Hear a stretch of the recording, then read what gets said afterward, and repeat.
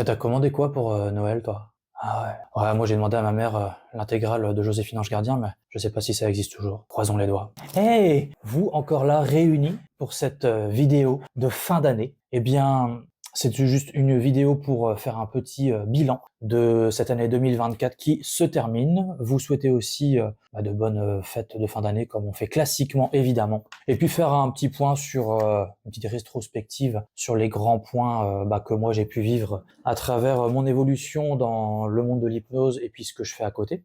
Bon, essentiellement l'hypnose puisque cette chaîne parle d'hypnose. Et aussi surtout faire le point sur les choses à venir que je compte mettre en vidéo puisque finalement les vidéos YouTube ça plaît pas mal. Et puis moi ça me plaît bien de les faire également. Donc nous allons faire ce point-là aujourd'hui. Alors installez-vous gentiment. Comme d'habitude, petit café autour de l'hypnose, donc forcément petit café. Vous voyez là, j'ai quand même fait l'effort pour terminer l'année d'avoir une tasse digne de ce nom. C'est quand même pas mal. Voilà. Donc on va partir là-dessus. Et puis qu'est-ce que je peux ajouter? Alors oui, inutile de se moquer de mon pull. Je sais qu'il est bien trop petit, mais j'avais que ça sous le coude. Donc pour marquer la fin d'année, je trouvais que c'était intéressant de le mettre quand même. Vous voyez, avec la petite déco, tout ça, tout ça.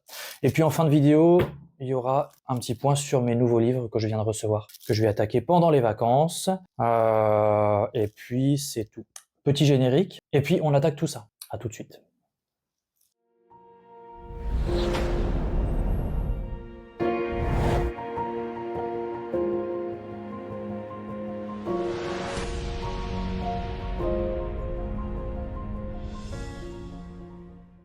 Nous y revoilà, donc je disais en introduction, on va faire un petit tour là de cette année écoulée et des choses à venir. Alors me concernant, pour ceux qui me connaissent pas, je suis Yannick Kerwanton, je l'ai prononcé à la bretonne là, comme ça que ça se prononce. Donc je travaille en Bretagne et je suis kiné, principalement kiné.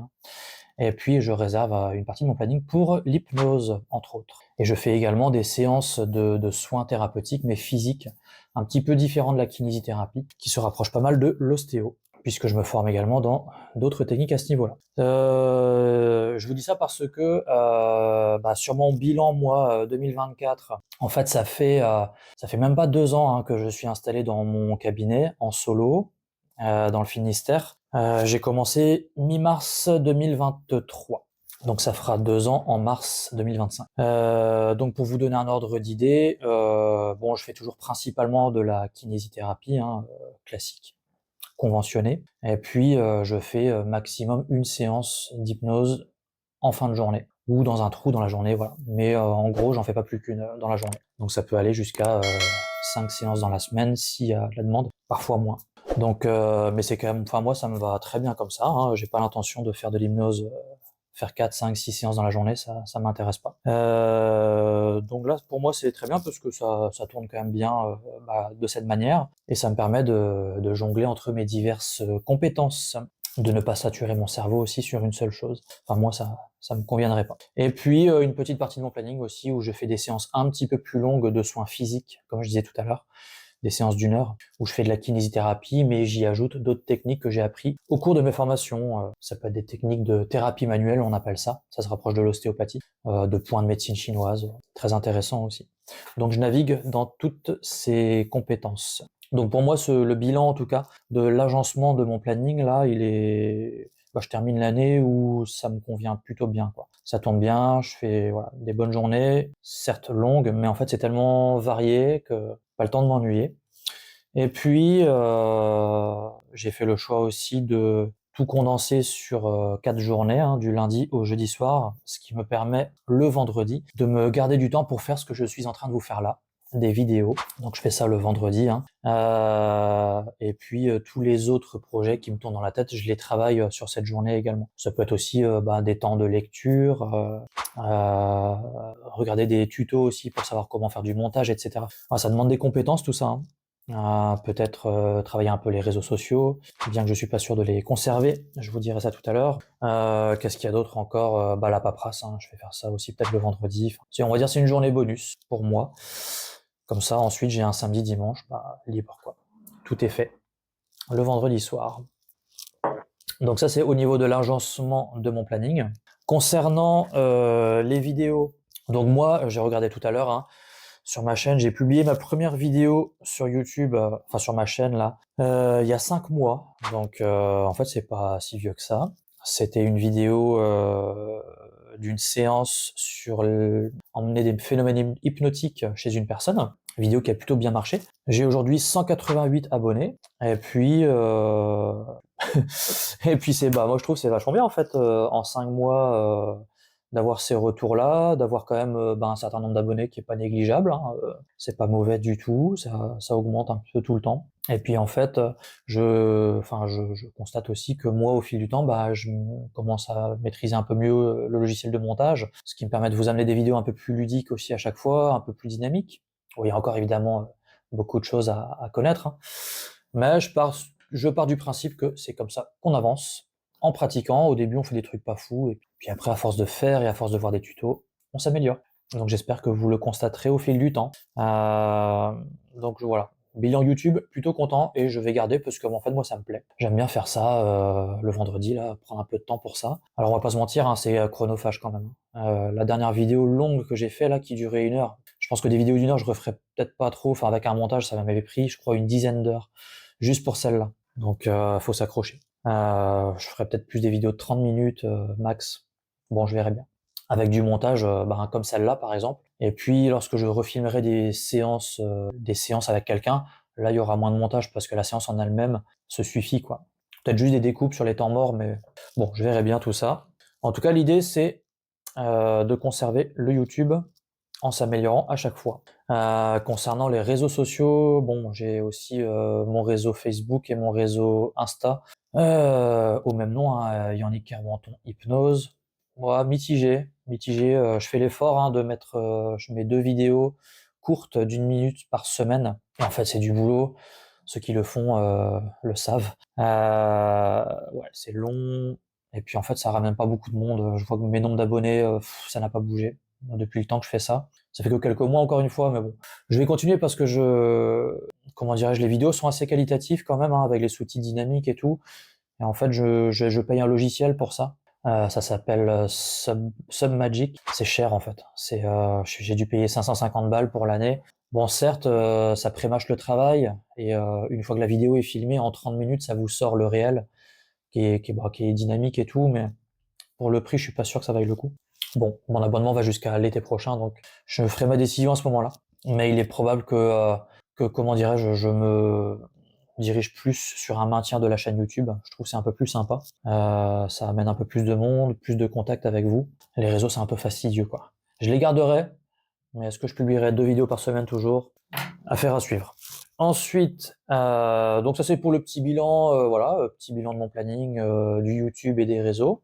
Concernant l'année à venir, donc 2025, au niveau de mon planning de travail, je vais rester sur ce rythme-là. Enfin moi, sur mon travail, hein, du lundi matin au jeudi soir, pour la kiné, l'hypnose et la thérapie manuelle.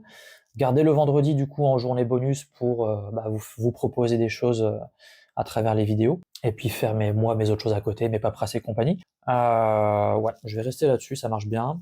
Au niveau des formations, donc l'année prochaine, je compte aller voir Jérémy Collier en mars. Donc il faut que je regarde un petit peu au niveau des transports, tout ça, mais bon, ça devrait se faire. Et puis pourquoi pas enchaîner sur sa deuxième formation aussi. Donc ça va être, ouais, je pense l'année un peu en direction de chez Jérémy pour 2025. Ensuite, plus tard, je compte retourner chez Jordan Véro. J'avais déjà fait hypnose rapide chez lui, mais il faut que j'aille faire l'EFT, peut-être pour 2026. J'ai envie déjà de balayer pas mal l'hypnose avant ça. Et puis aussi aller en direction du Phoenix Institute chez Rémi Phoenix, pour ceux qui connaissent. J'ai déjà fait une visio avec lui. Donc je compte faire sa formation sur la visioconférence pour peut-être à l'avenir proposer des séances à distance. Mais si je le fais, j'ai envie de me former d'abord pour faire les choses proprement. Et puis peut-être aussi faire ce qu'il a appelé la méthode Phoenix, pour voir un peu ses méthodes à lui. C'est quelqu'un d'assez atypique, donc ça peut être intéressant tout ça. Voilà pour les noms que je peux vous citer. Au niveau des formations, ensuite, proposer 1 à 2 vidéos par mois sur YouTube. 2 ce serait bien, parce que 1 par mois c'est pas beaucoup, mais vu que c'est chronophage, bon, j'essaierai d'en faire 2. Au moins une en tout cas, ça c'est sûr. Et avec du montage un petit peu plus qualitatif à chaque fois. Et aussi, j'essaierai, bon j'ai commencé à faire déjà sur la chaîne, hein, vous verrez des catégories. Bon là il y en a deux, il y a les sessions hypnotiques qui sont comment dirais-je, à disposition du grand public en fait. Hein. Et ces sessions-là, petit caf autour de l'hypnose, parfois c'est un peu plus ciblé pour les hypnos, notamment les hypnos, jeunes hypnos ou les hypnos en cours de formation, un public un peu plus averti. Et j'essaierai de préciser à chaque fois si une vidéo est vraiment ciblée pour les hypnos, parce que j'avais eu un commentaire par exemple où une dame, je crois que c'est une dame, enfin une personne me disait qu'elle avait rien compris à la vidéo précédente que j'avais publiée, mais c'est normal en fait parce que je parle des inductions, je parle de technique, je parle de protocole, je sors des noms du monde de l'hypnose, pas que certains d'entre vous connaissent, mais pas tout le monde. Donc je sais que sur ma chaîne, il y a des gens qui me suivent, qui sont pas du tout hypno, et qui sont venus uniquement par le biais des sessions, des séances que je filmais. Donc eux, ils vont rien comprendre évidemment sur les vidéos de certains cafs autour de l'hypnose, où je suis plus dans la technique. Donc j'essaierai d'être un peu plus précis là-dessus, pour que ceux qui sont pas du monde de l'hypno sortent de la vidéo s'ils comprennent rien, et qu'ils comprennent que c'est normal. Voilà, donc un peu plus précis sur ça aussi. Celle d'aujourd'hui, bon, elle est pour tout le monde, hein, parce que là, je fais juste une petite rétrospective compréhensible pour tous. Voilà ce que j'ai à dire pour le bilan, pour les choses à venir. Et puis, petit bonus, aujourd'hui, j'ai reçu ma commande, c'est mon petit cadeau à moi, petit cadeau perso, là, sur mes bouquins. Comme je vous disais, j'aime bien me faire un petit paquet, un petit panier sur Amazon de certaines références quand j'arrive un petit peu à sec au niveau de mes livres. Donc là, j'ai reçu ma toute dernière commande. Je vais vous les montrer, je les ai pas encore lues. Et je ferai une vidéo complète sur ces références-là une fois que je les aurai absorbées. Hein. Donc nous avons le livre de Cédric Nedelec, mon guide pratique des émotions que j'ai commencé en fait. Hein. Ça c'est mon marque-page. C'est une plume, j'avais que ça marche pareil. J'ai lu juste les préfaces. Et je suis à peu près certain que je vais beaucoup aimer parce que c'est vachement illustré, c'est coloré. Alors ça c'est rare hein, dans les bouquins, des couleurs. Et en fait c'est trop bien. Les gens qui ont préfacé le bouquin ont l'air de dire que ça va être trop cool. Donc préfacé par Olivier Perrault et par Jérémy Collier justement. Et ouais non ça va me plaire. Alors peut-être pas à lire d'un bloc effectivement, mais voilà, je vous en reparlerai. Ensuite j'ai reçu, bon ça c'est en fait, j'avais rien de Robert Dilts dans ma bibliothèque, donc je pense qu'il faut avoir au moins un Dilts à la maison, parce que c'est une référence hein, dans le monde de la PNL et l'hypnose. Bon, voilà. Celui-là plus à lire d'une traite, je pense. J'avais vu ça dans un des derniers bouquins que j'ai lu, le jour où j'ai repris le cours de ma vie, je crois, où il disait que ce bouquin-là l'avait beaucoup aidé dans sa rééducation, un monsieur qui a la sclérose en plaques. Donc autour des croyances, et pareil, j'ai pas de référence où ça parle beaucoup des croyances, enfin j'en ai certainement, mais celui-là je pense qu'il est bien blindé là-dessus. Voilà, ensuite j'ai reçu le livre de Jérémy Nouan, À la lumière de nos traumas, qui est un militaire, me semble-t-il, après une carrière de 10 ans, au sein de l'armée de terre. Donc forcément, c'est quelqu'un qui a des connaissances, une légitimité à parler des traumas, des stress post-traumatiques et de l'accompagnement dans tout cela. Pareil, je pense que ça va bien me plaire. Ensuite, nous avons Olivier Benaroche, Hypnose et neurosciences. Il me fallait aussi absolument une référence sur les neurosciences en lien avec l'hypnose. Ah bah tiens, il y a des couleurs. J'ai menti. Ça fait le deuxième où il y a des couleurs là. Bah super, merci Olivier. Ouais, ça je pense que ça, pareil, ça va beaucoup me plaire. Ce lien-là, la scientifique avec l'hypnose, comment ça fonctionne. Au niveau cérébral, au niveau neuro, sûr que je vais adorer. Et puis le grand livre de l'hypnothérapie sous la direction de Evelyne Joss. En fait, c'est un sacré pavé. Hein. Je pense qu'on peut considérer que ce sera un petit peu comme une bible de l'hypnothérapie, ce qui explique également son prix. Hein. Il est relativement cher, mais quand on voit le morceau que c'est forcément justifié. Maintenant, il faut le lire pour voir ce qu'il y a dedans, mais je n'ai aucun doute sur le fait que ce soit hyper complet sur les applications en santé mentale et physique. Donc ça va demander un certain temps de lecture, très probablement. Voilà les 5 références donc que j'ai reçues. Je suis content, comme ça j'ai des bouquins pour les vacances.